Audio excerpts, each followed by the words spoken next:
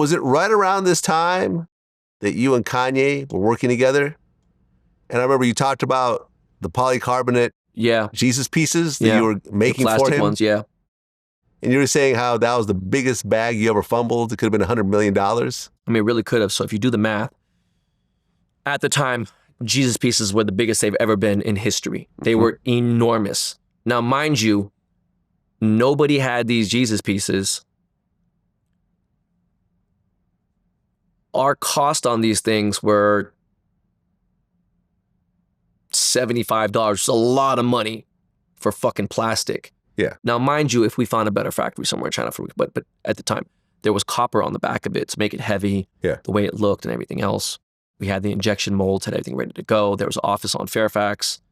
My friend Matt George was the president of Pastelle at the time. Right. Pastelle was the clothing company that Kanye was trying to launch. Yes, and he wanted to do jewelry, and I was head of the jewelry department. Yeah. Matt George is a wealthy entrepreneur that owned the store that Drake and a lot of his friends worked at in Toronto. So they're all tied in with each other in a way. Matt ended up being a huge person for Weekend, for all these guys. Toronto crew is really tight-knit. So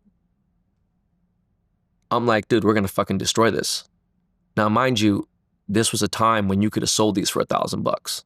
Okay. Now, mind you as well, we could have sold 50,000 per color, right? There's 4 colors. Okay. So it's 200,000 times $1,000. Do the math. Yeah. A lot of money. And then think at 99% profit margin. Right. Because it's just plastic. Yeah. So think about what. Yeah. And the line of clothes were amazing. Right, but Pastelle, I think he was trying to fund it himself. This was before he had then he was trying to get LRG, trying to get LRG to do it. Or Adidas. Then Nigo was going to do it. Yeah. And then it just never happened. Never happened, yeah. Well, I heard he had a whole warehouse full of clothes that he funded himself, and it ultimately just went nowhere. Yeah. I mean, Ian Connor had grabbed some of the stuff, you know that is. I mean, he had some of the stuff, and I don't know where any of the stuff is anymore. I never asked Matt about it. I'd rather just kind of complain about it and just be like, all right, whatever. What if that shit could have been huge? But yeah, that was really about months or so after me and Drake had connected, and then during the So Far Gone all that time. Yeah, it was around that time.